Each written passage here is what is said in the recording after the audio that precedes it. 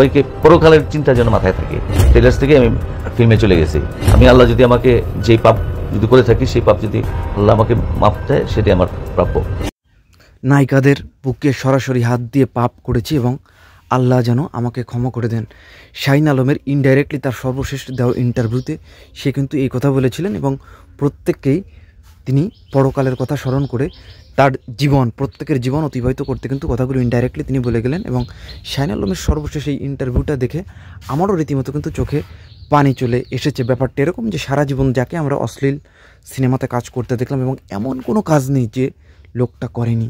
বিভিন্ন রকম সেন্সিটিভ অঙ্গে নায়িকাদের হাত ধোয়া থেকে শুরু করে বিভিন্ন রকম ব্যাপার এই লোকটা কিন্তু করেছিল। বাট সেই দিকে এসে আমাদের বুঝতে হবে যে মহান আল্লাহ তাআলা একটা সময় কিন্তু আমরা যখন জীবনের সেই দিকে চলে আসি, আমরা যে পাপ আমাকে এই দুনিয়াতে বেশি দিন কিন্তু আমার স্টে না, ঊর্ধ্বে 100 বছর, 100 বছর বেশি তার বাঁচতে পারবো না, কিন্তু হাজার হাজার বছর কবরে থাকতে হবে আর কিয়ামতের জন্য অপেক্ষা করতে হবে। সুতরাং আমি পরকালে কি নিয়ে যাচ্ছি সেটাই আমার এখন লক্ষ্য। এবং আমার একজন মুসলমান হিসেবে আমি আরেক মুসলমান ভাই বোনদের বলবো যে আপনারা যাই করেন কিন্তু পরকালের জন্য নিজেকে তৈরি করে রাখেন। চলে আসে যখন তার মনে হলো না আমি ভুল পথে ছিলাম, এবং তিনি রীতিমতো কিন্তু তখন সিনেমাও কিন্তু ছেড়ে দেয়। বলা হয় থাকে যে বাংলা চলচ্চিত্রের ইতিহাসে যে কয়জন নায়ক কলুষিত ছিলেন অশ্লীলতার দণ্ডে, তো তাদের ভিতর শাহিন আলম কিন্তু অন্যতম একজন।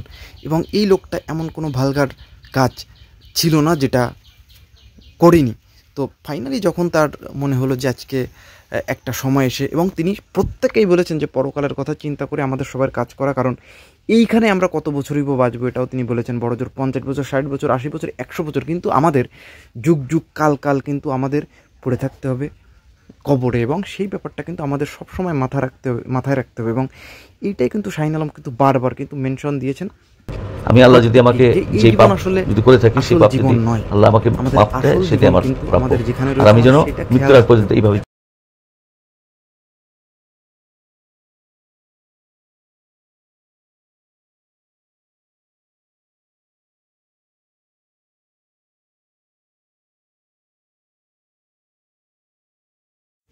আমি যে পাপ করেছি সেটা যদি আল্লাহ আমাকে ক্ষমা করে দেয়, সেটাই আমার প্রাপ্য। এবং মৃত্যুর আগ অবধি যেন আমি এইভাবে সবসময় আল্লাহর পথে, সঠিক পথে আমি চলতে পারি। এটা কিন্তু শাহিন আলম তার কিন্তু শেষ বার্তা অত্যন্ত আক্ষেপের সঙ্গে, অত্যন্ত দুঃখ কষ্ট ভারাক্রান্ত মনে কিন্তু বলে থাকে। বলা হয়ে থাকে আপনারা তার শর্টগুলো দেখেন, আমরা এখানে শর্টের কিছু ক্লিপিংস আকারে তুলে দিচ্ছি। সেখানে এমনভাবে তিনি স্ক্রিনে এসেছিলেন যেটা আসলে দেখলে ওই টাইমে মানুষের লজ্জায় মাথা হেট হয়ে যেত।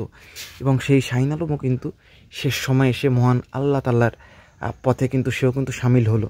এবং এইটাই আসলে সবার জীবনে আসলে ভাবা উচিত, কারণ এই জীবন আমাদের আসল জীবন নয়, আমাদের আসল জীবন কিন্তু পরকালে। এবং সেইটার কথা যখন চিন্তায় আসবে তখন কিন্তু মানুষ অন্যায় ভুলে কিন্তু মানুষ কিন্তু সৎ পথে যাবে। এবং শাহিন আলম কিন্তু লাস্টে তিনি সৎ পথেই তার জীবন কিন্তু পালিত করেছিলেন। তো শাহিন আলম আজকে আমাদের মাঝে নেই, তো তাকে নিয়ে আপনাদের বক্তব্য কি ডেফিনেটলি আমাকে জানাবেন। দেখা হচ্ছে নেক্সট কোনো ভিডিওতে। সে সবাই ফিল্ম স্পেয়ার সঙ্গে থাকবেন।